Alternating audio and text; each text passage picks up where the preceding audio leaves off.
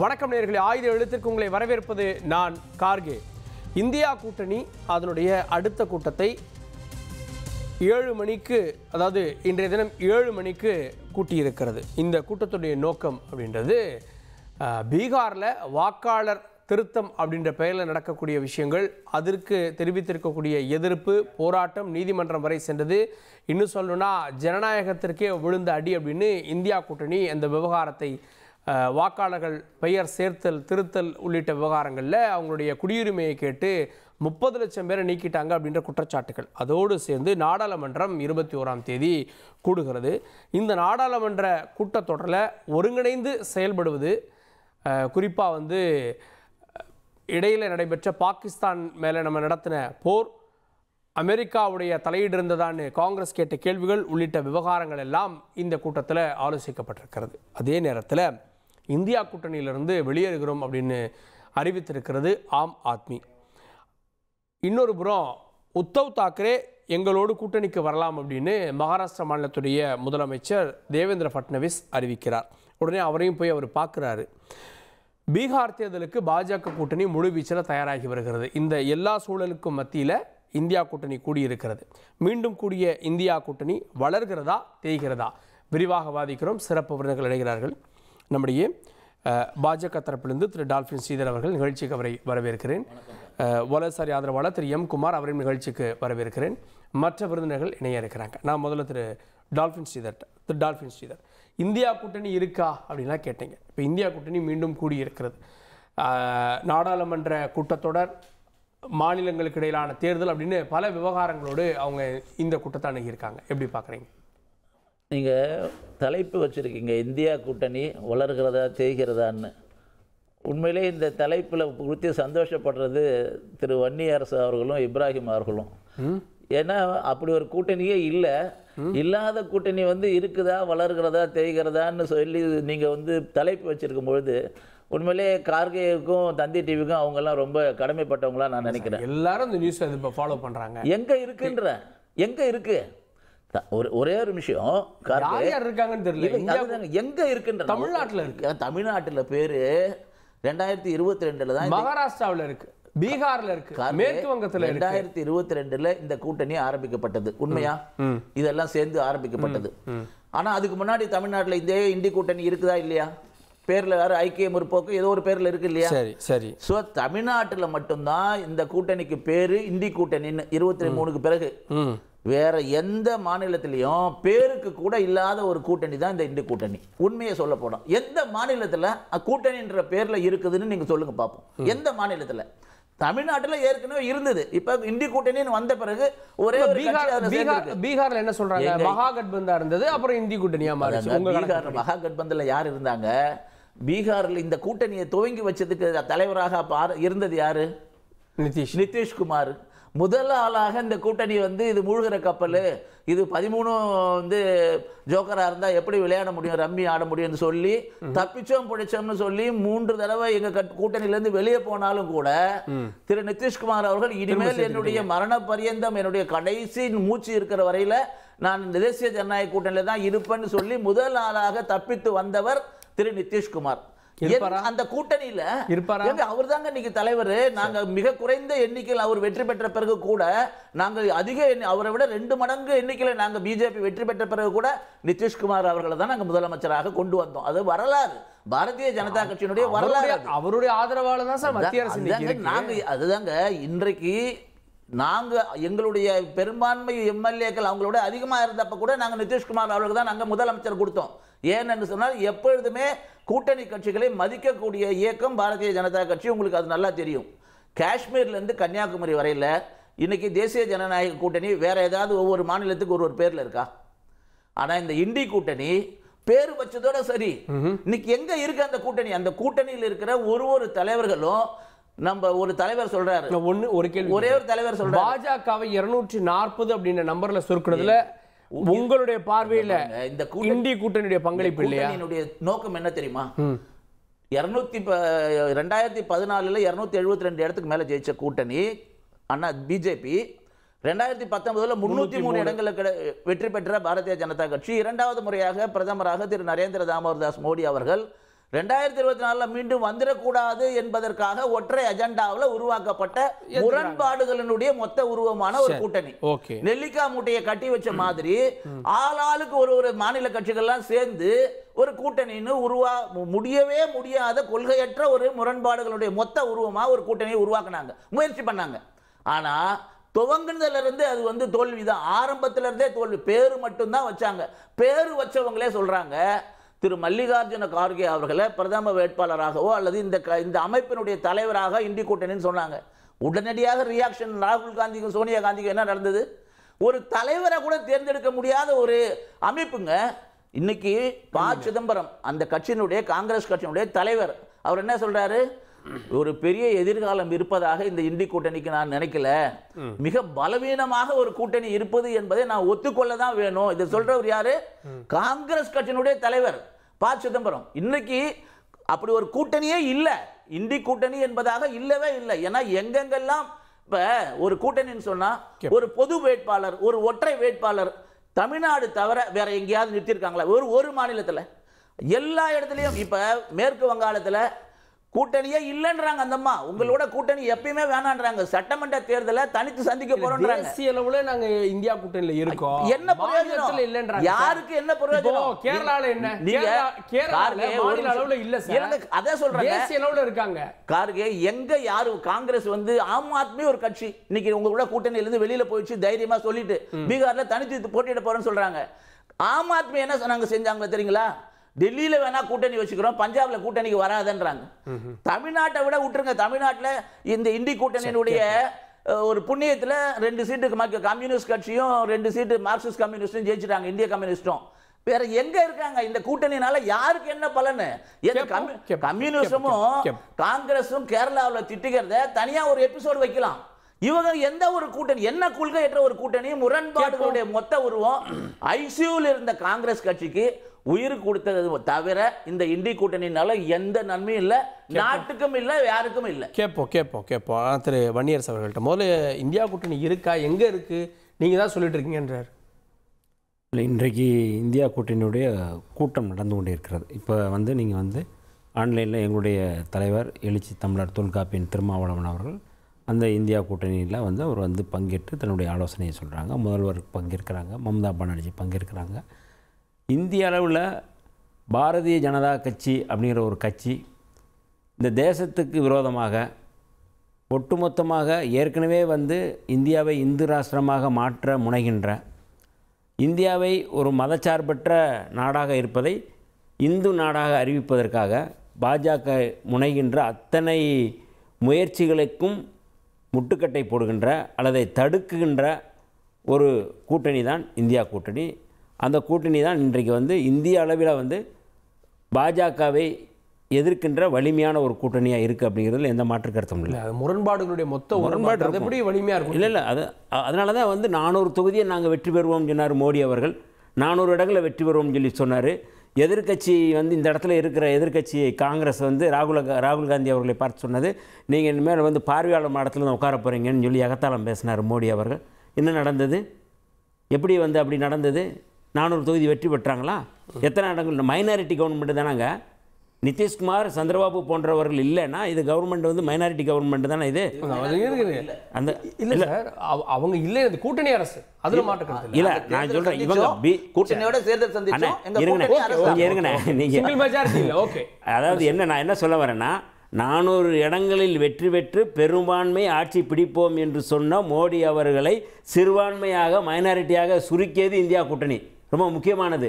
இன்றைக்கி இவர்கள் எடுக்கிற ஒவ்வொன்றையும் நாடாளுமன்றத்தில் வலிமையாக எதிர்க்கக்கூடிய ஒரு அணியாக இன்றைக்கி எல்லோரும் சேர்ந்த விடுதலை சிறுத்தைகள், திராவிட முன்னேற்ற கழகம், மம்தா பானர்ஜி எல்லோருமே சேர்ந்து தான் அந்த அணியில் மாநிலங்களவையிலையும் சரி மக்களவையிலையும் சரி இன்றைக்கி அவங்க அதுக்கு பதில் சொல்ல முடியல. மோடி அவர்கள் ஒரு முறையாவது நாடாளுமன்றத்தில் இந்த இதுக்கு நாங்கள் பதில் சொல்லியிருக்கோம், பகல்காம் குறித்து நான் இதுக்கு தெளிவாக பதில் சொல்லியிருக்கேன்னு சொல்லியிருக்காரா? இல்லை, நம்ம பொதுவாக இல்லை, பொதுவாக நான் சொல்கிறேன், எந்த இதுக்கு அவர் பேசியிருக்காரு, ப்ரெஸ்ஸில் ஏதாவது பேசியிருக்காரா? எந்த இதுவுமே பேசலை. இன்னும் ரொம்ப முக்கியமாக சொல்கிறேன், இப்போ வருகின்ற நாடாளுமன்ற கூட்டம் நாளை மறுநாள் 21 தொடங்குகிறது.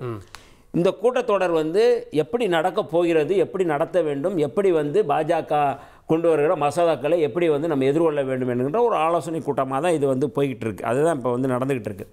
இப்போ இதில் என்னென்னா ரொம்ப முக்கியமாக ஒரு தேச விரோத செயலை அல்லது தேச விரோத செயல்பாட்டை முன்னெடுப்பது அப்படிங்கிறது பாஜகவினுடைய இன்னொரு உக்தியாக இருக்குது. எதை சொல்கிறீங்க? பீகாரில் வந்து இப்போ நாங்கள் வழக்கே போட்டிருக்கோம் விடுதலை சிறுத்தைகள் சார்பாக. இந்த தேர்தலில் வந்து எப்படி வந்து அவர்கள் வந்து வாக்காளர்களை வந்து எப்படி வந்து வகைப்படுத்துகிறாங்க. குடியுரிமை, அது ஏற்கனவே வந்து குடியுரிமை திருத்த சட்டத்துக்கு எதிராக இந்தியா முழுக்க போராட்டங்கள் நடந்து கொண்டு இருக்குது. இந்தியா முழுக்க அந்த போராட்டத்தின் அடிப்படையில் வந்து நீதிமன்றத்திலும் இருக்குது. அப்போ வந்து நம்முடைய உள்துறை அமைச்சர் சொன்னார், இந்த தேசிய பதிவேடு, அந்த பதிவேடை வந்து நாங்கள் அதை என்ஆர்சின்னு சொல்கிறாங்க, அதை வந்து நாங்கள் வந்து இப்பொழுது நான் நிறுத்தி வைக்கிறோம்னு சொல்லி சொல்கிறாங்க. ஆனால் ஏன் வந்து இதில் வந்து ஏன் வந்து நீங்கள் வந்து பீகாரில் வந்து குடியுரிமை பெற்றவர்களுக்கு மட்டும்தான் வாக்குரிமை அப்படிங்கிறது எவ்வளவு ஒரு ஆபத்தான ஒரு செயல்பாட்டில் போய் முடியும். இது வந்து நீங்கள் வந்து இன்றைக்கி வந்து மம்தா பானர்ஜி வெளிப்படையாக சொல்கிறாங்க, வங்கதேசத்தில் வந்து இவர்கள் வந்து மிக மோசமான வன்முறையை அல்லது வந்து ஒரு பிரித்தாளும் சூழ்ச்சி செஞ்சுருக்கிறாங்க. 5 லட்சத்திற்கு மேற்பட்டவர் வந்து இன்றைக்கி வந்து வாக்காளர்கள் இல்லாமல் அவர்கள் குடியுரிமை அற்றவர்களாக மாற்ற போகிறாங்க. இதில் ரொம்ப நுட்பம் என்னென்னா, பாஜகவை எதிர்க்கின்ற அல்லது பாஜகவுக்கு விழாத வாக்குகளை, குறிப்பாக சிறுபான்மை மக்கள் வாக்குகளை இவர்கள் வந்து குடியுரிமை அற்றவர்கள் என்று மாற்றுவதற்காகத்தான் தேர்தல் ஆணையத்தோடு சேர்ந்து, ஏற்கனவே தேர்தல் ஆணையத்தை நாடாளுமன்றத்தில் இவங்க திருத்தினாங்க. 3 பேர் இருப்பதில் வந்து எதிர்க்கட்சி தலைவர் ஒன்று இருக்கணுமா இல்லைங்களா, நீதிபதி இருக்கணுமா இல்லையா, இவர் பிரதமர் இருக்கணுமா. இப்போ நீதிபதி இல்லை இல்லைங்க, யார் கொண்டு வந்திருக்கிறாங்க? நீதிபதி எடுத்து தானே இவங்க பண்ணுறாங்க. அப்போ ஒரு ஜனநாயகம், இந்தியாவுடைய ஒரு உண்மையான ஒரு ஜனநாயகம் அப்படிங்கிறது தேர்தல் ஆணையம். அந்த தேர்தல் ஆணையத்தை திருத்தி நீங்கள் கையில் வச்சுக்கிட்டு நீங்கள் வந்து இந்த மாதிரி வந்து பீகாரில் வந்து வாக்கு குடியுரிமை பெற்றவர்கள் தான் நீங்கள் வைக்கணும்னா, நீங்கள் வந்து இந்தியா வடகிழக்கு மாநிலங்கள் முழுக்க வந்து குடியுரிமை அற்றவர்கள் அப்படிங்கிற அறிவிக்கிறதுக்கான முயற்சி தான் அதை பண்ணுறாங்க. இதில் வந்து இஸ்லாமியர்கள் மட்டும் இல்லை, அதில் வந்து குடியுரிமைக்கான ஆவணத்தை காட்டுங்க அப்படின்னு கேட்குறாங்க. அது ஆதார ஏற்றுக்கலைன்றதான் பிரச்சனை. அதுதான் சொல்கிறேன். நான் என்ன கேட்குறோம் அப்படின்னா, இப்போ எனக்கு வந்து குடியுரிமை இருக்குது, எனக்கு நான் காட்ட முடியும். எங்கள் அப்பாவுக்கு இருக்கா? எங்கள் அப்பா காட்ட முடியுமா? எங்கள் தாத்தா காட்ட முடியுமா? யார் காட்ட முடியும்? இப்போ யார்கிட்ட இருக்குங்க? அப்போ இது என்ன சொல்கிறோம் அப்படின்னா, இப்படியான தேச விரோத திட்டங்கள், மக்கள் விரோத திட்டங்கள், இந்த திட்டங்களை எப்படி எதிர்கொள்வது அப்படிங்கிறது ரொம்ப ரொம்ப ரொம்ப முக்கியமானது. இந்தியா கூட்டணி இன்றைக்கி இதுதான் கடிவாளம் போட்டுக்கிட்டு இருக்குது. இதுதான் இன்றைக்கி இந்தியா கூட்டணி தான் இன்றைக்கி வந்து இந்தியாவை வந்து ஒரு மதச்சார்பற்ற ஒரு நாடாக வழிநடத்துவது என்பது இன்றைக்கி வந்து இந்தியா கூட்டணி இருக்கிறதுனால தான் இவங்க வந்து கடிவாளம் போட்டவங்க. இல்லைன்னா நேரம் அறிவிச்சுட்டு போயிருப்பாங்களே. ஏன் எதுக்காக வந்து இவங்க காத்திருக்கிறாங்க? கேட்போம். நான் வந்துடுறேன். திரு எம் குமார், இந்தியா கூட்டணி இருக்கா அப்படின்னா கேட்குறீங்க. இந்தியா கூட்டணி ஒரு கடிவாளம் போட்டிருக்கு. இந்தியா கூட்டணியின் செயல்பாடுகளை நாடாளுமன்றத்தில் நீங்கள் பார்க்குறீங்க. அன்னைக்கு வந்து ஒரு கட்சி 2 கட்சி, இன்னைக்கு 20 கட்சிக்கு மேலே இருக்காங்கன்றாங்க. 24 கட்சிகள் சேர்ந்து பாஜகவை தோற்கடிக்க வேண்டும் என்று 2024 தேர்தலுக்காக தட்டுட்டு தடுமாறி நானே பல இடத்துல ஸ்டார்டிங் ட்ரபிள், அது ரீஃபோர் பண்ண முடியாத அளவுக்கு இன்ஜின்லாம் வீக் ஆகிருக்குன்னு நான் பேசியிருக்கேன். அப்போ அந்த டைமில் அப்படித்தான் இருந்தது. சரத்பவார், மம்தா பானர்ஜி, அரவிந்த் கெஜ்ரிவால், அப்படி எல்லாருமே அதில் வந்து அதற்கு முதல்ல இதை ஆரம்பிச்சது நிதிஷ்குமார் தான். அப்புறம் நிதிஷ்குமார் வந்துட்டார். நம்முடைய நண்பர் டால்பின் ஸ்ரீதர் சொன்னது போல் அவர் என் ஆயுள் இருக்கிற வரைக்கும் நான் பிஜேபிக்கு இந்த தேசிய என்டிஏலேருந்து விலக மாட்டேன்னு சொல்லிட்டாரு. அதற்கு தகுந்தாற் போல், அதற்கு மகுடம் சூட்டினால் போல் பீகார் தேர்தலில் பாஜகவுக்கு பெரும்பான்மை இருந்தாலும் கூட அவர் தலைமையில் அவரை முதலமைச்சர் ஆக்கின ஒரு ஒரு ஒரு ஒரு மனப்பாங்கு பாஜகவுக்கு இருந்தது. இதுதான் அந்த ராயல் ட்ரீட்மெண்ட்டு. பாஜகவை பற்றி இவங்க வெளியே பேசுகிறது சொல்கிறது எல்லாமே உண்மைக்கு புறம்பானது. ரெண்டாவது, நண்பர் வன்னியரசு சொல்கிறார், அந்த இதை பற்றி 35 லட்சம் பேருக்கு ஓட்டு உரிமை இல்லாமல் போயிட்டு, அது பாஜகவுக்கு எதிரானது, அதனால் அதை கழிக்கிறாங்க அப்படின்ட்டு. சதா நீங்கள் பார்க்கணும், வங்காளத்திலிருந்து வந்தவங்க பொதுவாக ஒரு நாட்டுக்குள்ளே மற்ற நாடுகள், அமெரிக்கா போன்ற நாடுகளாக இருக்கட்டும், ஐரோப்பா போன்ற நாடுகளாக இருக்கட்டும், எந்த நாட்டிலையுமே ஒரு நாட்டுக்குள்ளே ட்ரெஸ்பாஸ் பண்ணுறதையே கொலை குற்றத்தை விட மோசமான குற்றமாக கருதுகிறாங்க. ஒரு இன்னொரு நாட்டிலிருந்து அது மேற்கு வங்கத்தில் அந்த பிரச்சனை இருக்குங்க.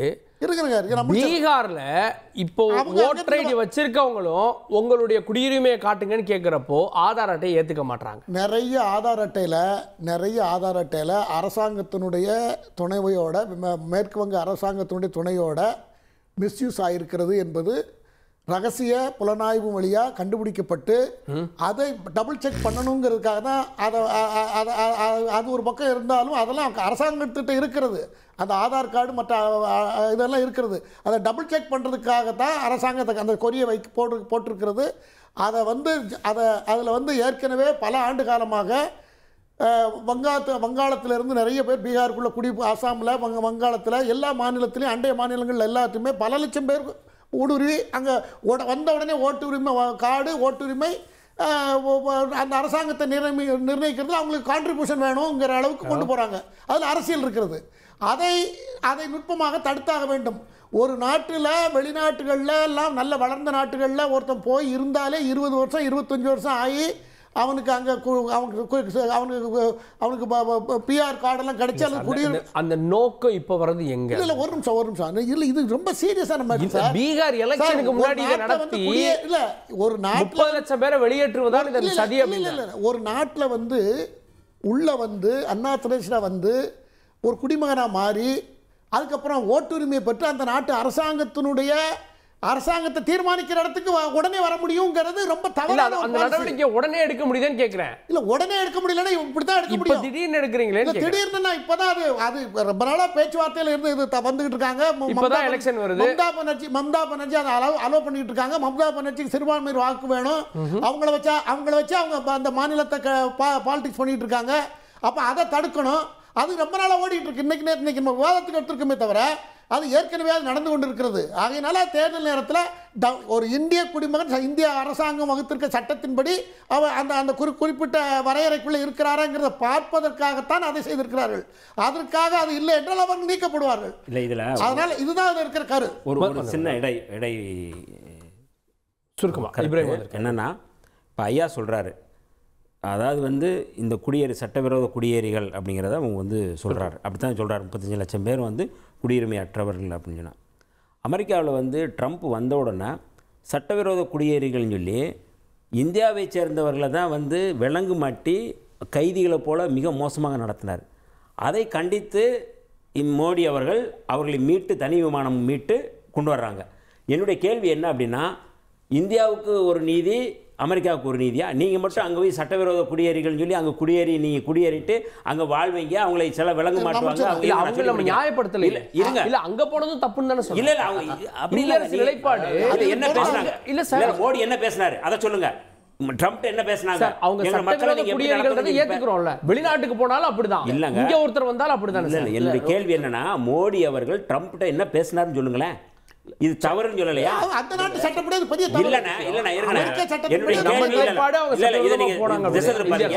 ட்ரம்ப் அவர்கள்ட்ட மோடி அவர்கள் சொன்ன கருத்து என்ன சொல்லுங்க. இல்லைங்க, அமெரிக்காவிலிருந்து வெளியேற்றப்படுகிற இந்தியர்களுக்கும் இந்தியாவில் சட்டவிரோதமாக குடியேறி இருக்கிற ஊடுருவல்காரராக இருக்கிற ரோஹிங்கியா அவர்களுக்கும் நிறைய வித்தியாசம் இருக்குது. ஏன்னா அவர்கள் அந்த நாட்டிலே சரியில்லாதவர்களாக, நாட்டுக்கு எதிராக செய்தவர்களாக அந்த நாடுகளால் குற்றம் சாட்டப்பட்ட ரோஹிங்கியாக்கள் அவர்கள் எல்லாருக்கும் நாம் வந்தவங்க எல்லாரும் வாங்க வந்த உடனே உங்களுக்கு ஓட்டு போடுங்க எங்களுக்குன்னு சொல்லி உங்களுக்கு ஓட்டர் ஐடி கொடுக்குறோன்னு சொன்னால் அதை எப்படி ஏத்துக்க முடியும்? அது ஒரு விஷயம். ஆதார் அட்டை இங்க இருக்க பிரச்சனை பீகார் சம்பந்தப்பட்டது. முதல்ல மேற்கொங்க மேபி அடுத்த வருஷம் வரலாம். ராகுல் காந்திக்கு திடீர்னு ஞானோதயம் வரும். எப்பயாவது வெளிநாடுகள்ல இருந்து இந்தியாவுக்கு திரும்பி வரும்போது அவருக்கு ஞானோதயம் வரும். என்ன வரும்னா, தேர்தல் ஆணையம் தப்பு செஞ்சிருதுன்னு.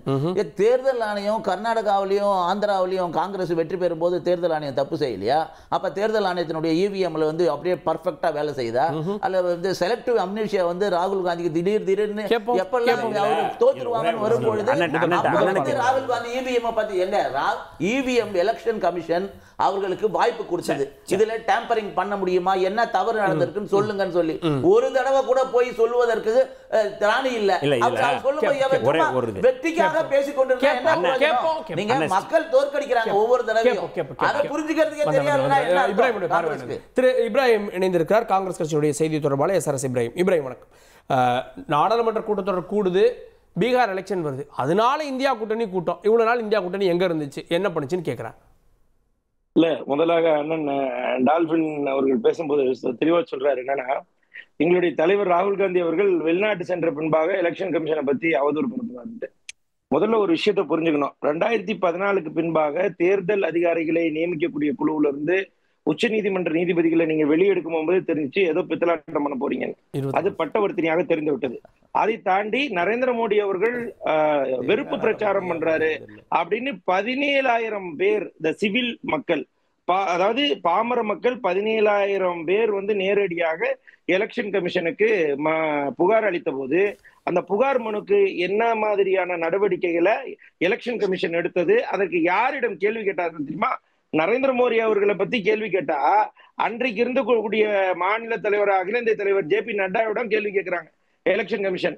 அப்போ எந்த அளவுக்கு எலெக்ஷன் கமிஷனோட நம்பகத்தன்மை என்பது கேள்விக்குறியாக்கப்பட்டிருக்குன்னு ஒண்ணு. ரெண்டாவது, இவ்வளவு நேரம் பேசும்போது எல்லாரும் சொல்லிட்டு இருந்தாங்க எலெக்ஷன் கமிஷன் கர்நாடகால இருக்கும்போது ஏன் அது தவறாக ரிக்காகலையான்னு. சார், கர்நாடகாலையும் தவறா ரிக்காச்சுன்ற பிரச்சனை எங்களுக்கு இருக்கு. நாங்க அதிகப்படியான தொகுதிகளை ஜெயிச்சிருக்கணும். MP எலெக்ஷன் அப்பவே எங்களுக்கு டவுட் இருந்துச்சு. எங்களுடைய தலைவர் அவர்கள் தெளிவா சொன்னார், கர்நாடகாலையும் இப்ப ரிக்கிங் ப்ராப்ளம் இருக்குன்னு சொன்னாரு.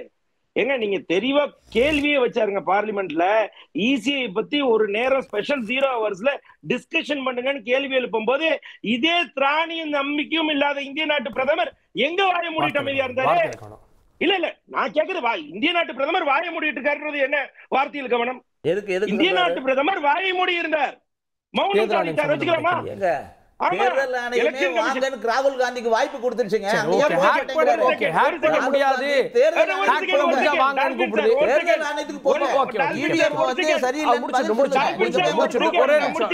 நான் கேள்வியை முடிச்சிடறேன். நான் என்னன்னா, ஏன் இந்த அளவு பதட்டப்படுறீங்க? இன்னும் வெயிட் பண்ணுங்க. இல்ல, பொறுங்க, இன்னும் நிறைய இருக்கு, அடுக்கடுக்கான கேள்விகள் இருக்கு. அதாவது பீகார்ல ஓட்டர் லிஸ்ட கேட்டோம்ல, இன்னைக்கு வரைக்கும் ஓட்டர் லிஸ்ட கொடுத்தீங்களா? எலெக்ஷன் கமிஷன் உங்களுக்கும் எலெக்ஷன் கமிஷனுக்கும் லிங்க் இல்லைன்னு சொன்னீங்கல்ல. பீகார்ல இந்த ஸ்பெஷல் இன்டென்சிவ் ரிவிஷன்ல 30 லட்சம் பேர் வாக்காளர்களை நீங்க எடுத்துட்டீங்கன்னும் போது என்கிட்ட வீடியோ ஆதார் இருக்குது. BLO ஆபீசர்ஸ் உட்கார்ந்து நேரடியா பாருங்க, ஆதாரத்தையே காமிக்கிறேன், இதை மறுத்து பேச சொல்லுங்க பாப்போம். BLO ஆபீசர்ஸ் உட்கார்ந்து ஓட்டர் லிஸ்ட்ல சைன் போட்டுட்டு இருக்காங்க. யாரு இருக்கணும்? பிஜேபிக்கு இவர்கள் எல்லாம் வாக்களிப்பார்களா? இவருக்கு ஓட்டர் லிஸ்ட்ல இருக்கலாம். இவருக்கு நிதிஷ் அவர்களுக்கு வாக்களிப்பார்களா? அவர்கள் இருக்கலாம். RJDக்கா அவர்கள் இருக்கக்கூடாது, காங்கிரஸ்கா இருக்கக்கூடாது. 30 லட்சம் பேர் ஏன் சார் எடுத்தீங்க?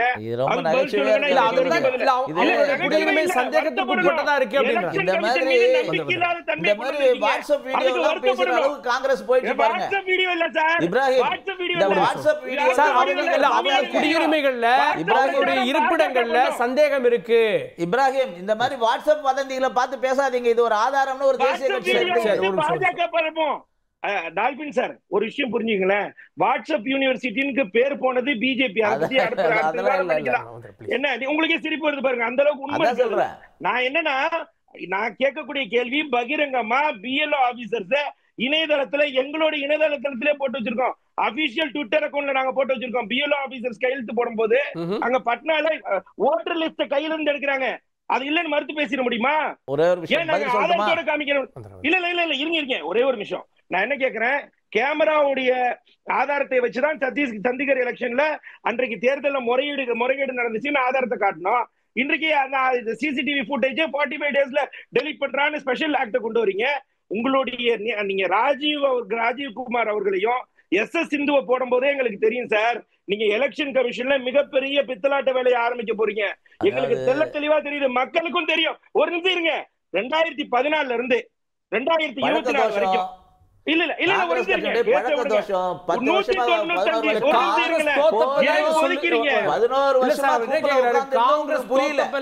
சொல்லுது அப்படின்ற காங்கிரஸ் ஜெயிக்கும் போது நாங்க சொல்றோம். ஒரு செகண்ட், நாங்க காங்கிரஸ் ஜெயிக்கும் போது சொல்றோம், தமிழ்நாட்டிலே சொன்னோம்.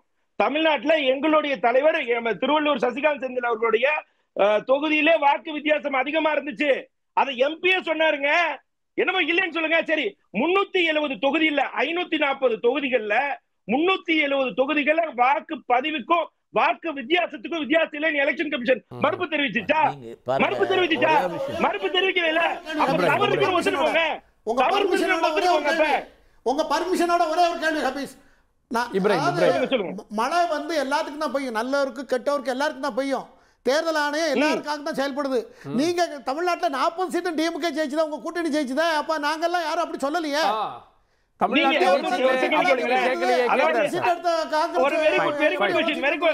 கேள்வி ஒரு நிமிஷம் இருங்க, நான் பதில் சொல்லிடுறேன். இதுக்கு அருமையான கேள்வி. இந்த செலக்டிவ் அம்னீஷியான்னு யாரும் இப்ப பேசுனீங்கல்ல, கரெக்டா சொல்றீங்க.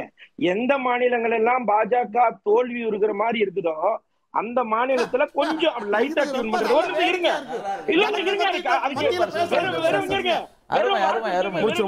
பேசல, வெறும் வெட்டு வேத்தா பேசல. நான் ஒரு எடுத்துக்காட்டே சொல்றதுக்கு மிகப்பெரிய எடுத்துக்காட்டு இருக்கு. பேசுமா? அதாவது 2000 நடக்குது. ஒரு நிமிஷம் ஏங்க கொதிக்கிறீங்க மாட்டாங்க. பேசு ஒரு செகண்ட் இருக்கு. டால்பின் சார், எம் குமார், ரெண்டு பேருக்கு ஒரு விஷயம் புரிஞ்சுக்கங்க. எலெக்ஷன் கமிஷன்ல ஒரு மாபெரும் குளறுபடிகள் நடந்தால் அது ஜனநாயகத்தின் மீது ஏற்பட்ட மிகப்பெரிய தாக்குதலா பாருங்க சார். நீங்க பாஜக இன்னைக்கு ஆளுங்கட்சின்றனால இன்றைக்கு நீங்க என்ன வேணாலும் வளைக்கலாம் நினைக்காதீங்க. இதே ஆயுதம் உங்கள் பின்னால் திரும்பும். இதுக்கு பின்னால் மிகப்பெரிய சதி இருக்கு. நீங்க அதுக்கு பதில் சொல்லணும். ஒரே ஒரு கேள்வி. தேர்தல் ஆணையம் தனியா செயல்படுகிற ஒரு அமைப்பு. காஷ்மீர்ல இருந்து கன்னியாகுமரி வரைக்கும் ஒரே மாதிரியான செயல்முறை தான் இருக்கு. அதுல நம்ம பிஎல்ஏ ஒவ்வொரு அரசியல் கட்சியிலும் நம்ம பிஎல்ஏ நியமிக்கிறோம். பூத் லெவல் ஆபீசருக்கு உரிமை இருக்கு வாக்காளரை சேர்ப்பதற்கும் நிற்பதற்கும். அதனால எல்லாமே நடைமுறை தெரிஞ்ச பிறகு அதுதான் சொல்றேன். நீங்க ராகுல் காந்தி அவர்கள் எங்கெல்லாம் வெற்றி பெறும் பொழுது அவர் மறைந்துருவார் போயிடுறாரு. அதுதான் சொல்றோம். உச்ச நீதிமன்ற வழிகாட்டுதல் தேர்தல் ஆணையத்தில் அதன் பிரகாரம் தான் நடக்குது. நாம உச்ச நீதிமன்றமே கேள்வி கேட்டுச்சு. ஒரு விஷயம்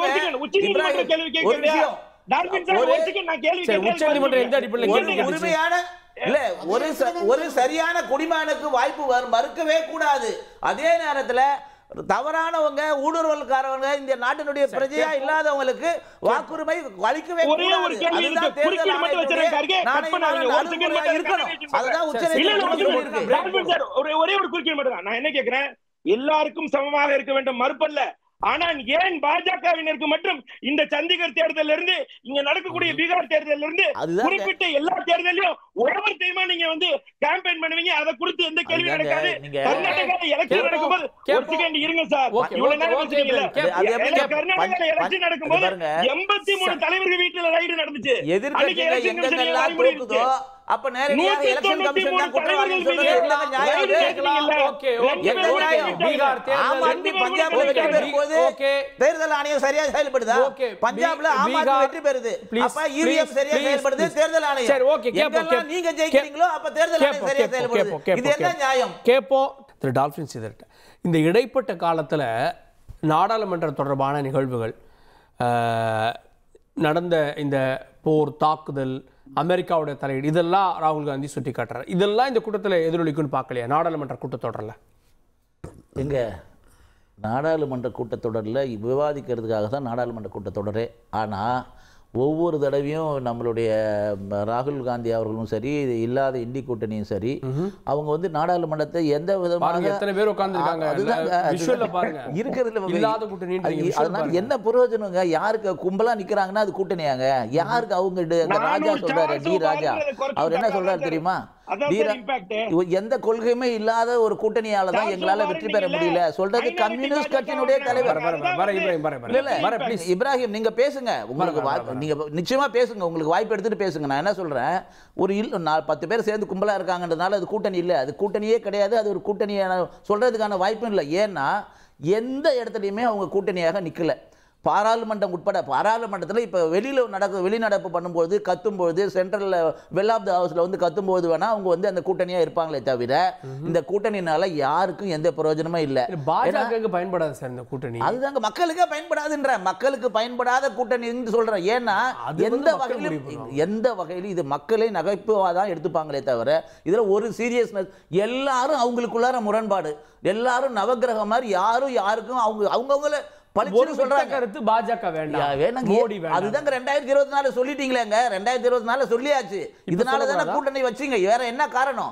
இப்ப பீகார் தேர்தலில் நான் தனி, வெஸ்ட் பெங்கால் தேர்தலில் நான் தனி, பஞ்சாப் தேர்தலில் நான் தனி, இனிமேல் உங்களுடைய உறவே வேணாம் ஆம் ஆத்மி. இது என்னங்க ஒரு கூட்டணியா இருக்க முடியும்? இதனால என்ன பிரயோஜனம்? யாருக்கும் யாரை பத்தி நாங்க வந்து சகோதரர் வந்து தேர்தல் ஆணையம் ஜனநாயகத்தை பற்றியெல்லாம் காங்கிரஸ் கட்சி பேசலாமாங்க? ஜனநாயகத்தை எவ்வளவு தூரம் கேவலப்படுத்தின கட்சி காங்கிரஸ்.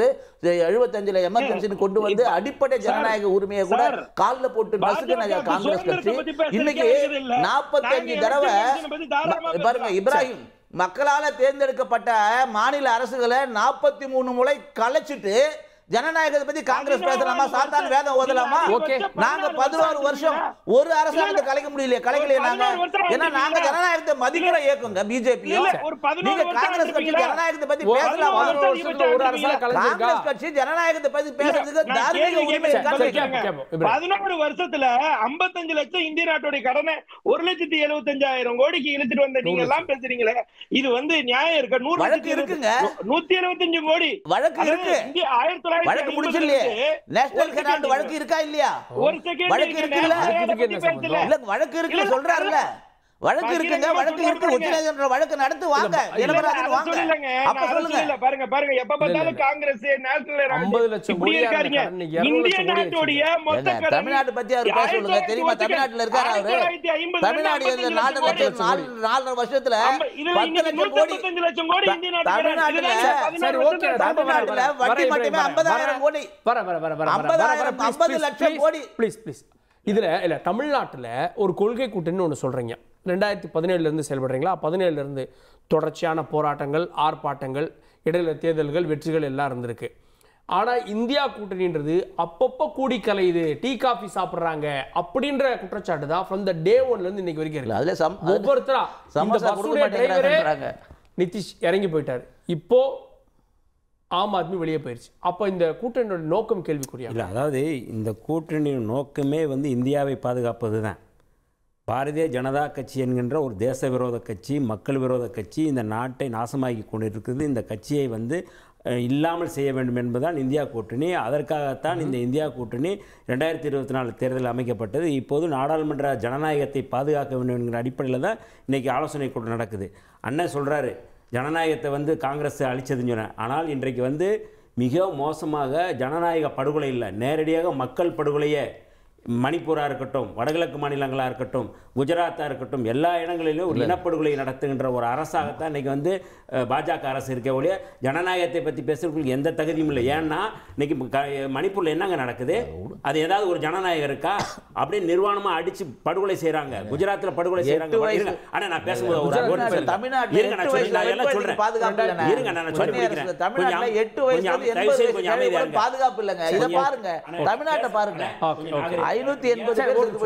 கொஞ்சம் அமைதியா இருங்க, நான் பேசுறவரை கொஞ்சம் அமைதியா இருங்க. இவர் சொல்றாரு ரோஹிங்கியா முஸ்லீம்களை வந்து எப்படி வந்து வெளியேற்றுறாங்கன்னு கேட்குறாரு. இவங்க நான் சொல்லி முடிக்கிறேன், கொஞ்சம் அவசரப்படாதீங்க. குடியுரிமை திருத்த சட்டத்தினுடைய நோக்கம் என்ன?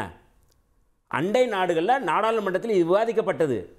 நாடாளுமன்றத்தில் வந்து எங்களுடைய கட்சியினுடைய தலைவர் தொல்காப்பியன் திருமாவளவன் அவர்கள் வெளிப்படையாக பேசுகிறாரு, நீங்கள் அங்கே வந்து பாதிக்கப்பட்ட அண்டை நாடுகளை பாதிக்கப்பட்டவர்கள் வந்து நீங்கள் வரணும் அப்படின்னா பர்மாவில் மியான்மர்லேருந்து நீங்கள் வந்து ரோஹிங்கியா முஸ்லீம்கள் வேணான்றீங்க. சரி, வங்கதேசத்தில் வந்து நீங்கள் வந்து இஸ்லாமியர்கள் வேண்டாம், இந்துக்கள் இங்கே அழைங்கன்னு சொல்லி சொல்கிறீங்க, ரைட்டு. ஆனால் ஏன் இலங்கையில் இருக்கிற இந்துக்களை மட்டும் நீங்கள் அழைக்க மாட்டீங்க? அது என்ன பாகுபாடு? ரோஹிங்கியா முஸ்லீம்கள் வந்து அங்கே மியான்மரில் மண்ணின் மைந்தர்கள், பூர்வீக குடிகள். இங்கே எப்படி பார்ப்பனர்கள் வந்தேறிகளோ அதுபோல் வந்து நீங்கள் வந்து முழுக்க அவர்கள் வந்து இருங்க, நான் சொல்லி முடிக்கிறீங்க. இருங்கங்க, ஏன் பதற்றப்படுறீங்க? பதற்றப்படல, இங்கே யாரும் இல்லை, நான் சொல்கிறேன். அப்போ அமைதியாக இருங்க, நான் பேசுகிறேன். ரோஹிங்கியாக்களை நீங்கள் வந்து பயங்கரவாதி சொல்லும் போது நான் இந்த ஊரை நாங்கள் சொல்கிறோம், காந்தியை படுகொலை செய்த பார்ப்பனர்கள் தானே பயங்கரவாதி இல்லையா? நீங்கள் என்னங்க பேசுறீங்க? நீங்கள் ரோஹிங்கியா முஸ்லீம்களை பற்றி நீங்கள் பயங்கரவாதி சொல்லும் போது காந்தியை படுகொலை செய்த பார்ப்பனர்களா இல்லையா? அவங்க பயங்கரவாதி இல்லையா? அவங்க வந்தேர் இல்லையா?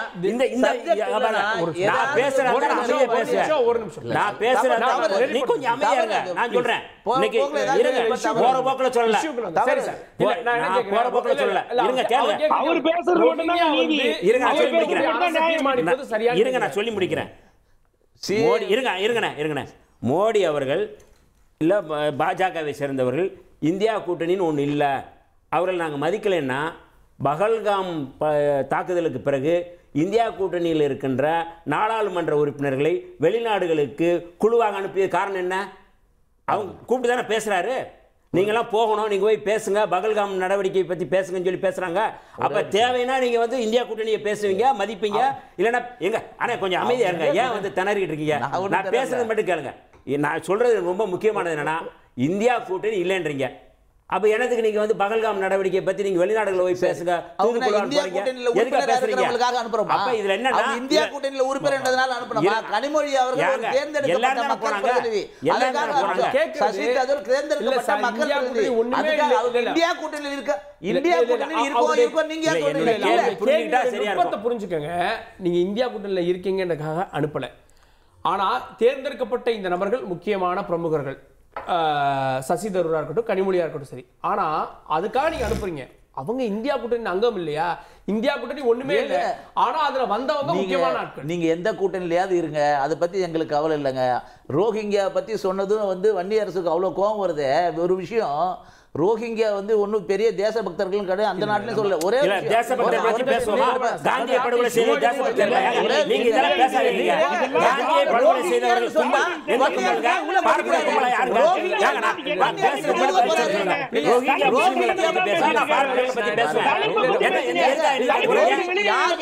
ரோஹிங்கியா மண்ணின் மைந்தர்கள், அந்த ஊர் மண்ணின் மைந்தர்கள், நம்ம அவங்களை நியாயப்படுத்தவும் ரோஹிங்கியா நியாயப்படுத்துறாரு வன்னி அரசு. நான் நியாயப்படுத்துவேன். நீங்க ரோஹிங்கியா வேற, நீங்க என்ன கேக்குறீங்க? சிஏஏ ஏத்தாப்ல ஒரே ஒரு விஷயம், நீங்க சிஏஏ ஏத்தால ஏகப்பட்ட இடத்துல போராட்டம் பண்ணாங்கல்ல, சிஏஏவால யாருடைய குடியுரிமை பாதிக்கப்பட்டதுங்க? குடியுரிமை யாருடைய சிஏஏ வந்ததனால ஒரே ஒரு இந்தியாவுடைய குடியுரிமை பாதிக்கப்பட்டதா? அது சொல்லுங்க.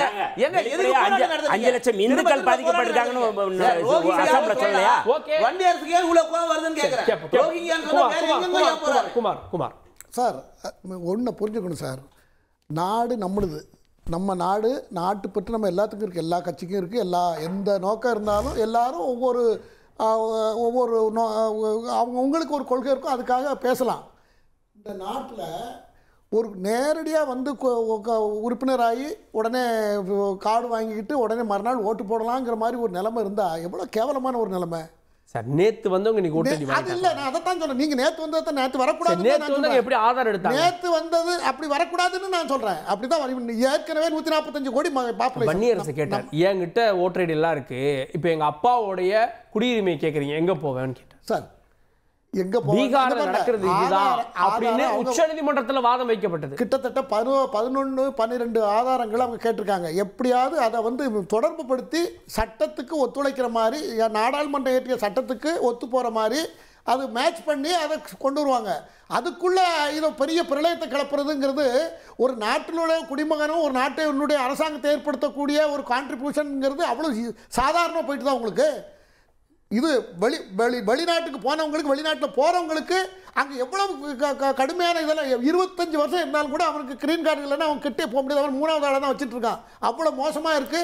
30 கோடி நம்ம நாட்டில் 145 கோடி இருக்கு. எல்லாரும் வாங்க இப்போ கூப்பிட முடியாது. இல்லை இல்லை, நீங்கள் எந்த அடிப்படையில் இந்த நாட்டுக்கு வந்த ஒருவர் இங்கே இருக்கக்கூடிய அரசுக்கு பாஜக ஓட்டு போட மாட்டார்னு முடிவு எடுக்கிறீங்க? நாங்க அந்த முடிவுக்குள்ளே போல. அவர் எங்க வேணாலும் போடட்டும் சார், யாருக்கு வேணாலும் ஓட்டு போடட்டும். நாங்க அப்படி நினைச்ச மாதிரி நீங்க கேக்குறீங்க. அப்படி எல்லாம் கிடையாது. நீங்க இவங்கள வச்சு மம்தா அரசியல் பண்றாங்க. நீங்க அப்ப மம்தாக்கு எப்படி ஓட்டு போடுவாங்கன்னு நினைக்கிறீங்க? உங்க கேள்வி அந்த நோக்கத்துல நான் பதிலும் சொல்லல, நீங்க கேள்வி கேட்க கூடாது. அந்த நோக்கம் கிடையாது. ஒரு குடிமகனுக்கு மம்தாக்கு இவங்க ஓட் பேங்க் நீங்க எப்படி சொல்ல வரீங்க? மம்தாவுக்கு மைனாரிட்டியை வச்சு அங்க இருக்கிற சிறுபான்மையினரை வச்சு தான் அந்த அம்மா வண்டி ஓடிட்டு இருக்கு. அவங்களுக்கு அந்த அங்க வந்து சமீப காலங்களில் நடக்கிற அத்தனை இதையும் நம்ம செய்தியில படிச்சிருக்கோம், பார்த்திருக்கோம். அங்க என்ன நடக்குதுன்னா, சிறுபான்மையினர் வாக்கு வங்கியை உயர்த்தணும், தேவைப்பட்டதுன்னா அண்டை நாடுகள்லேருந்து வர வச்சு அவங்கள அண்டை மாநிலங்களில் அனுப்பி அவங்கள கான்ட்ரிபியூஷனை கொண்டு வரணுங்கிறது தான் அவங்களுடைய நோக்கம். அதில் தான் அவங்க வண்டி ஓடிக்கிட்டு இருக்கு. இது அரசாங்கத்துக்கு தெரிகிறது. அதனால அதை ஸ்கேன் பண்ணி எடுக்கிறதுக்கு அவங்க சொல்றாங்க. இப்போ தேர்தல் வருது. தேர்தல் வரும்போது அதை பரிசீலிக்கிறதுக்கு டைம் இருந்ததுன்னா எவ்வளோ முடியுதோ அதை பண்ணுவாங்க. இல்லை கோர்ட் வேற சொல்லியிருக்கு, கோர்ட் நீங்கள் அதை பரிசீலிக்கணும், நீங்கள் வந்து ஆதார் கார்டெல்லாம் நீங்கள் எடுத்துக்கணும்னு சொல்லியிருக்கு. அவங்க எல்லாத்தையும் மேட்ச் பண்ணி தான் ஒரு முடிவுக்கு வருவாங்க. நான் இதில் என்ன சொல்ல வரேன்னா, 2024க்கு தேர்தல் கூட்டணிக்காக, பொது தேர்தலுக்காக அமைக்கப்பட்ட கூட்டணி அதோடு முடிஞ்சு போச்சுங்கிற மாதிரி தான் ஆம் ஆத்மியினுடைய பாராளுமன்ற எம்பி வந்து சொல்லியிருக்காரு. அவர் கொடுத்த பேட்டியில் அவர் தெளிவாக சொல்லியிருக்கார். அதுக்கப்புறம் 2004லேருந்து இது வரைக்கும் எந்த கூட்டமாக ஒரு கூட்டணின்னா ஒரு இந்தி கூட்டணி ஏதாவது கூட்டம் போட்டுக்கணும்ல சார். 24 முடிஞ்சு ஒரு வருஷம் முடிய போகிறது, 25 முடிய போகிறது. 1.5 வருஷமாக எந்த கூட்டமும் கிடையாது, எந்த மாநிலத்திலும் கிடையாது. அதுக்கப்புறம் நடந்த தேர்தலில் அப்புறம் தோத்துருக்கு. குஜராத், பீகார், ஹரியானா, பஞ்சாப் எல்லா தேர்தலையும் தோத்துருக்கிறது. அப்ப இவ்வளவு நடந்த பிறகு அந்த கூட்டணியில நாங்க இருக்கணும், அதனால நாங்க வெளியே போறோம்னு அவர் சொல்றாரு. இந்த கூட்டணி கரை சேருமாங்கிறது இப்ப 2வது ஸ்டெப் எடுக்காங்க. வரலாம், வராம இருக்கலாம். அது அடுத்த 2வது ஸ்டெப் இந்த பீகார் சட்டமன்ற எலெக்ஷனுக்கு நாடாளுமன்ற தேர்தலுக்கேவா?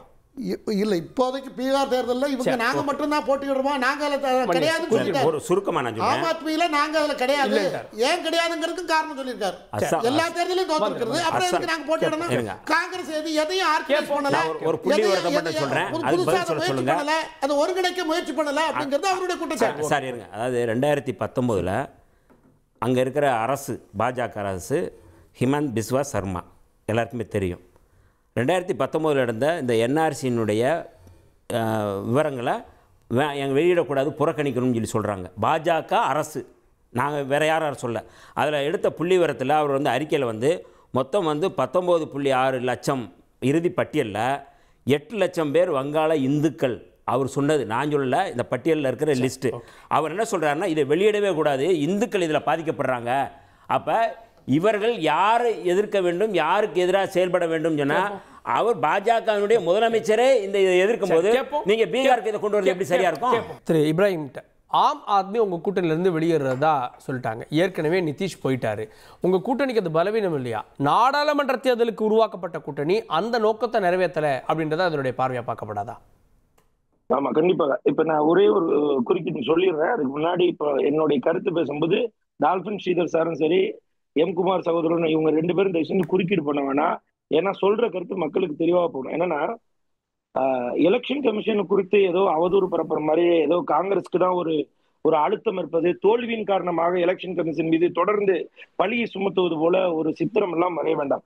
நாங்கள் ஆதாரத்தோடு பேசுறோம். நாங்க கேட்கக்கூடிய கேள்வி, மகாராஷ்டிராவின் தேர்தலின் போது கிட்டத்தட்ட 5 மணிக்கு மேல 7.8% ஓட்டு, கிட்டத்தட்ட 45 லட்சம் வாக்குகள் பதிவு செய்யப்பட்டிருக்கிறது. இதற்கு பதில் என்ன? பதில் இல்ல. ராகுல் காந்தி தலைவர் தெளிவாக கேட்டார். சரி, 5 மணிக்கு மேல நீங்க வந்து பதிவாச்சுன்னு சொல்றீங்கல்ல, அதை சிசிடிவி ஆதாரத்தை கொடுங்க. அது கொடுக்க முடியாது, ஒரு வருஷம் சொன்னாங்க. அதுக்கப்புறம் 45 நாள்ல அதை டெலீட் பண்ணிடுவோன்றாங்க. சரி, ஓகே. இப்போ பீகார்ல ஓட்டர் லிஸ்ட் வந்திருக்கு, தி ஸ்பெஷல் இன்டென்சிவ் ரிவிஷன். நீங்க இதை எஸ்ஆர்னு சொல்றாங்க. நீங்க இந்த பிஎல்ஓ ஆபீசர்ஸ் எல்லாம் ஓட்டர் லிஸ்ட்ல கையெழுத்து போடுறத பகிரங்க இணையதளத்துல வருது. எங்களோட ராகுல் காந்தி தலைவர் அவர்கள் கேட்கிறார், எலெக்ஷன் கமிஷனிடம் கேள்வி கேட்கிறோம், ஓட்டர் லிஸ்ட் கொடுங்கன்னு கேட்டா எங்கள்கிட்ட அதுக்கு பதில் இல்லை. ஏங்க, எந்த கேள்வி கேட்டாலும் எலெக்ஷன் கமிஷன் நேரடியாக, மறைமுகமாக இல்லாம நேரடியாகவே பாஜகவிற்கு துணை போகிறது தெளிவா ஆதாரப்பூர்வமாகவே நிரூபிக்கப்படுதுங்க. நான் இப்ப சொல்லிட்டு தான் பேசினேன், குறுக்கீடு பண்ணாதீங்க, நான் முடிச்சிடறேன், அதுக்கப்புறம் உங்க கேள்வி ஆரம்பிங்க. என்னன்னா, ஒவ்வொரு இடங்கள்லயுமே நாங்க என்ன கேட்கிறோம், பீகார்ல நீங்க தோத்துருவேன்ற அச்சம் வந்த உடனேயே நேரடியா என்ன பண்றீங்க, 30 லட்சம் வாக்காளர்கள் எடுக்கிறீங்க. கண்டிப்பா அதுக்கு ஒரு மிகப்பெரிய எடுத்துக்காட்டு இருக்கு. 11 நாள்ல 39 கொலைகள் நடக்கப்பட்டிருக்கு சார். லா அண்ட் ஆர்டர் அந்த அளவுக்கு மோசமா இருக்கு. ஒரு பாட்னால ஹாஸ்பிட்டலுக்குள்ள 4 பேர் கண் எடுத்து சுட்டுட்டு வரான், அந்த அளவுக்கு மோசமாக இருக்கு. அங்க கூட இருக்கக்கூடிய இளைஞர்கள் எல்லாம் கொந்தளிப்புல இருக்கிறாங்க. திடீர்னு என்ன உங்களுக்கு பீகார் மேல அக்கறை? சரி, 2015ல 1,25,00,000 கோடி சரியாக தருவோம்னு சொல்லி 2015ல இந்திய நாட்டு பிரதமர் பீகார்ல வாக்குறுதியா தந்து வந்தாரு. ₹1.25 தந்தீங்களா? இது வரைக்கும் 53 முறை 2014 இருந்து இன்றைக்கு வரைக்கும் பீகாருக்கு இந்திய நாட்டு பிரதமர் சுற்றுப்பயணம் மேற்கொண்டிருக்கிறார். எது மாதிரியான நலத்திட்டங்களா வந்திருக்கு? சுகர் மில் ஓபன் பண்றேன், அதுல வந்து டீ போட்டு கொடுங்க, நான் டீ குடிப்பேன் அப்படின்னு சொன்னாரு. இன்னைக்கு இந்த சுகர் மில்லும் வரல, டீ யாத்திரவரும் வரல. 2வது கேள்வி, இந்திய நாட்டு பிரதமர் இவ்வளவு நான் என்னங்க டீயை பத்தி தாங்க பேசுறேன். ஏன் கார்கே அவசரப்படுறீங்க? இருங்க. என்னன்னா, ஒரே ஒரு கேள்வி, நோக்கம் கற்பிக்கலையே, நான் டீயை பத்தி தான் பேசுறேன். நார்மலா நான் டீயை பத்தி தான் பேசிட்டு இருக்கேன். அதாவது என்னன்னா, அங்க சொன்ன வார்த்தைங்க, நான் வந்து டீ குடிக்க வருவேன், நாங்க அங்க சர்க்கரை ஆலை தொடங்க இருக்கிறோம், அந்த சர்க்கரை ஆலை தொடர்ந்த பின்பாக அது மூலியமாக உங்களுக்கு இனிப்பான செய்தி வழங்க சர்க்கரை ஆலையும் தொடக்கல, டீயும் வரல. சரி, இதெல்லாம் விட்டுருவோம். நாங்க கேட்கக்கூடிய ஒரே ஒரு கேள்வி, இந்திய அலையன்ஸ் வீக் ஆயிடுச்சு நீங்கல்ல, 26 கட்சிகளை நாங்க வச்சுட்டு ஒரே ஒரு கட்சி போயிருக்கு, 25 கட்சி கூட நாங்க ஸ்ட்ராங்கா இருக்கிறோம். இன்றைக்கு எங்களுடைய பிரதானமாக, ஒரு செகண்ட் நான் பேசிடுறேன் சார், நீங்க அதுக்கப்புறம் பேசுங்க சார், உங்களை குறுக்கீடு பண்ணல. அதாவது என்ன கேள்வி கேட்கிறோம்னா, இன்றைக்கு கூட எங்க ஜெயராம் ரமேஷ் அவர்கள் தெளிவாக பதிவிட்டிருக்கிறார், இந்திய நாட்டை குறித்து 24 முறை இந்த ட்ரம்ப் அவர்கள் இத மிகப்பெரிய இந்திய நாட்டுடைய குடிமகனாக அடிப்படை உரிமைகளோடு கோபம் கேள்வி கேட்கிறார். 24 முறை கேள்வி கேட்கிறார் டொனால்ட் ட்ரம்ப். என்னன்ட்டு இந்திய நாட்டு போற நான் தான் நிப்பாட்டேன், 5 ஜெட்டு காலி ஆயிடுச்சுன்னு இன்னைக்கு பேசுறாரு சார். அது குறித்து இந்திய நாட்டு பிரதமர் வாய் திறக்கல. அது குறித்து வாய் திறந்தாரு இந்திய நாட்டு பிரதமர். ஆபரேஷன் சிந்தூரை பத்தி பேசுறீங்களா? எதை பத்தி பேசுறீங்க? எதை பத்தி நீங்க பேச மாட்டீங்க? நீங்க பேசுறது தெரியுமா? நாடாளுமன்ற இல்ல சார், நாடாளுமன்ற செஷன்ல பிரதமர் நிச்சயமா அதுக்கு பதில் கொடுக்க போறாரு. ஒரு விஷயம் இல்ல ஏங்க, ஒரே ஒரு விஷயம், அதாவது மணிப்பூருக்கே நம்பிக்கையில்லா தீர்மானம் கொண்டு வந்து பதிலளிக்க வைக்க நிலைமைய இந்திய நாட்டு வரலாறு கண்டாத ஒரு பிரதமர் இருந்தாங்க. மணிப்பூர் பிரச்சனைக்கு காங்கிரஸ் கட்சி காரணம். இந்த ஜாதிகளான ரெண்டு சமுதாயத்துக்குள்ளான காங்கிரஸ் கட்சி மணிப்பூர் பிரச்சனையில இன்னைக்கு அமைதி இருக்கு. மணிப்பூர் பிரச்சனையில இன்னைக்கு போதை பயிர் இருந்து மீட்கிறோம். மணிப்பூர் இன்னைக்கு அமைதியை நோக்கி அது காங்கிரஸுக்கு பிடிக்கல. ஏன்னா உருவாக்குறது இது மாதிரி 100 வீடியோ இருக்குன்னு சொல்றாரு. அதுக்கு பதில் அளிச்சாரா இந்திய நாட்டு பிரதமர்? நிர்வாணமா கூட்டிட்டு வந்ததுக்கு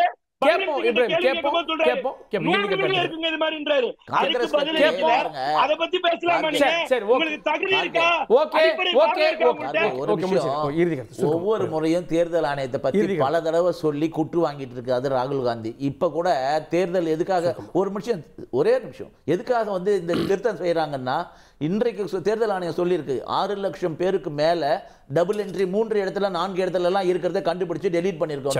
ஒரு தேர்தல் ஆணையம் சரியான ஓட்டர் லிஸ்ட் கொடுக்க வேண்டியது அதனுடைய கடமை. அதை தான் செய்யறாங்களே தவிர தோல்வி யாருக்கு? காங்கிரஸ் கட்சியினுடைய இதுதான் தோல்வியினுடைய பயம். வழக்கமா தோத்த பிறகு சொல்லுவாரு, இப்ப தோக்கிறதுக்கு முன்னாடி ஆரம்பிச்சாரு. இது திரும்ப திரும்ப திரும்ப காங்கிரஸ் கோயபல்ஸ் மாதிரி ஒரே விஷயத்தை சொல்லிட்டு இருக்காங்களே தவிர இந்த காங்கிரஸ் கட்சி சசி தரூர் போய் கேட்க சொல்லுங்க. காங்கிரஸ் கட்சியுடைய தலைவர் தான் அவரு. இந்தியாவில் வந்து மதச்சார்பின்மை பாதுகாக்க வேண்டும், இதுதான் ரொம்ப முக்கியமானது. அந்த மதச்சார்பின்மையை பாதுகாப்பதற்காகத்தான் மகாத்மா காந்தியும் தன்னுடைய உயிரை கொடுத்தார், இந்திரா காந்தி அம்மையாரும் உயிரை கொடுத்தார். அப்படிப்பட்ட மதச்சார்பின்மையை பாதுகாப்பதற்காகத்தான் இந்தியா கூட்டணி அமைக்கப்பட்டிருக்கு. அந்த கூட்டணியில் தான் நாங்கள் மதச்சார்பின்மை காப்போங்கிற இப்போ தான் சமீபத்தில் பேரணி நடத்துகிறோம். இப்போ மதச்சார்பின்மை தொடர்பாக நாங்கள் பேசுகிறோம். பாரதிய ஜனதா கட்சி முன்னெடுக்கின்ற அந்த அரசியல் என்பது இந்திய புரட்சியாளர் அம்பேத்கர் யாத்து கொடுத்த அரசியலமைப்பு சட்டத்துக்கு எதிரானது. அம்பேத்கர் பெயரை சொல்கிறார்கள், ஆனால் அம்பேத்கருடைய கொள்கைக்கு எதிராக அவர்கள் செயல்படுகிறார்கள். அப்படிப்பட்ட சூழலில் விடுதலை சிறுத்தைகள் உள்ளிட்ட இந்த இந்தியா கூட்டணி அப்படிங்கிறது முழுமையாக மதச்சார்பின்மை தேர்தல் வரைக்கும் இதே மாதிரி இருக்குமா? நான் இன்னொன்று சொல்கிறேன். இவங்க பாஜக என்ன பண்ணுறாங்க, செக்குலரிசத்தையும் வந்து சோசியலிசத்தை எடுக்கணும் வழக்கு போட்டுருக்காங்களா இல்லையா? அது குறித்து எதிர்த்து பேசுகிறாங்களா? ஆர்எஸ்எஸ் பேசுகிறாங்களா இல்லையா? ஆர்எஸ்எஸ் வெளிப்படையாக பேசுகிறாங்களா? அப்போ யார் இது மதச்சார்பின்மை? கொஞ்சம் இருங்க இதை பற்றி இருங்க நான் பேசி முடிக்கிறேன். இருங்க இல்ல சொல்றாரு கொஞ்சம் இருங்க, இது பத்தி விவாதிக்கிற தயாரா அரசியலமைப்பு சட்டத்தை அம்பேத்கர் பேசின விவாதத்தை பத்தி பேசுவதற்கு இவருக்கு எந்த தகுதியும் இல்லை, பாஜகவுக்கு எந்த தகுதியும் இல்லை. ஆனா அடிப்படையே தெரியாது. ஏனென்றால் இருங்க நான் சொல்லி முடிக்கிறீங்க. ஏங்க இருங்க கொஞ்சம் இருங்க நான் பேசி முடிக்கிறேன். ஏங்க மோடிக்கு தகுதி இல்லை, அமித்ஷாவுக்கு தகுதி இல்லை, யாருக்குமே தகுதி இல்லை. இருங்க நான் சொல்லி முடிக்கிறேன். இருங்க நான் பேசுறதுக்கு அனுமதி கொடுங்க. முதல்ல கொஞ்சம் அமைதியா இருங்க. ஏன்னா புரட்சியாளர் அம்பேத்கர் இல்ல இதை வந்து இந்து நாடுன்னு இவங்க அறிவிக்கணும்னு சொல்லும் போது இது இந்து நாடுன்னு அறிவிக்க முடியாது என்று சொன்னவர் புரட்சியாளர் அம்பேத்கர். அப்ப அதுல மதச்சார்பின்மை இருக்கா இல்லையா? அதுல சோசியலிஸ்டா இருக்கா இல்லையா? அது எல்லாமே அதுல இன்க்ளூடுங்க. தனியா இவங்க பேசணுமா?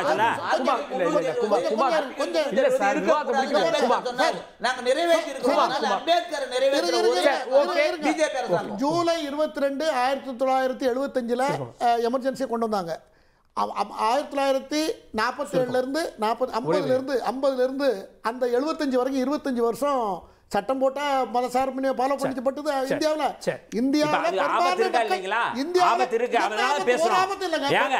ராஷ்டிரம் அறிவிக்கிறாங்க, வெளிப்படையா அறிவிக்கிறாங்க, சாமியார்கள் வந்து வெளிப்படையா சுத்துறாங்க, இது இந்து நாடுன்னு சொல்றாங்க. அது என்னங்க அப்ப வந்து மதச்சார்பின்மைக்கு எதிர் இல்லையா? கொஞ்சம் 10 செகண்ட் முடிச்சிடறேன். அதாவது ஆபத்து இல்லைன்னு சொல்றதுக்காக நான் சொல்றேன். ஆபத்து இந்த மக்களுக்கு இல்ல இந்து ராஷ்டிரம் எப்படி சொல்றாங்க? அது எப்படி பேச முடியும்? இந்தியாவின் பெரும்பான்மை மக்களுக்கு ரத்தத்துல ஊர்றதே செக்குலர் மதசார்பின்மை தான். அவங்க எல்லா மதத்தையும் அனுசரிக்கக்கூடியவங்க தான் இந்துக்கள். அந்த மத்த மதத்துக்கு வேணா நீங்க சொல்லலாம். அது சட்டத்துல இருந்து அது சட்டத்துல இருக்க கூடாது. சட்டத்துல மிஸ்யூஸ் ஆகுது. அதுதான் அதுக்காக நாங்க சட்டத்துல இருக்கலாம், சட்டத்துல இருக்க கூடாதா? சட்டத்துல மிஸ்யூஸ் பண்ண. அதனால தான் அம்பேத்கர் அதை வைக்கல. இல்ல சார் இல்லங்க, நீ தவறா பேசாதீங்க. தவறா கிடையாது. இல்ல இல்ல, அவர் வெளிப்படையா நான் சவால் விடுறேன். இல்ல இது குறித்து விவாதிக்கப்பட்டதா இல்லையா? இந்த டிபேட்ல 1 ஹவர்ல முடிக்கக்கூடிய டிபேட் இல்ல. 76ல 75ல இருந்து 77 வரைக்கும் எமர்ஜென்சி இல்ல. அந்த டைம்ல எதிர்க்கட்சிகளை பூரா அரெஸ்ட் பண்ணி ஜெயில போட்டுட்டு இந்த ஒரு எக்ஸிகியூட்டிவ் ஆர்டர் போல கொண்டு வராங்க. இப்ராஹிம் ஒரே வார்த்தை. அதனால ஒரே வார்த்தை அருகதையே கிடையாது. அமித்ஷா அவர்கள் 6 முறை சொல்றாரு. 6 முறை இது அமித்ஷா அம்பேத்கர் என்ன பேசுன்றாரு. எங்க இந்திய நாட்டு மக்கள் இன்றைக்கு சுதந்திரம் வாழக்கூடிய மிகப்பெரிய தலைவர்கள். சொல்லாமா? ஜனநாயகத்தின் அடிப்படையை உங்களுக்கு தெரியுமா? அமித்ஷா அவர்கள் சொல்லியா 6 முறை அம்பேத்கர்னா என்ன இது பேஷன் ஆயிடுச்சுன்னு சொல்லல. அம்பேத்கர் நீங்க அரசியலமைப்பு சட்டத்தை தலையில தூக்கி வச்சுட்டு அதுதான் எனக்கு பகவத்கீதை சொன்னது. ஓகே, இதே விவாதங்கள் நாடாளுமன்றத்திலும் எதிரொலிக்க போகிறதா?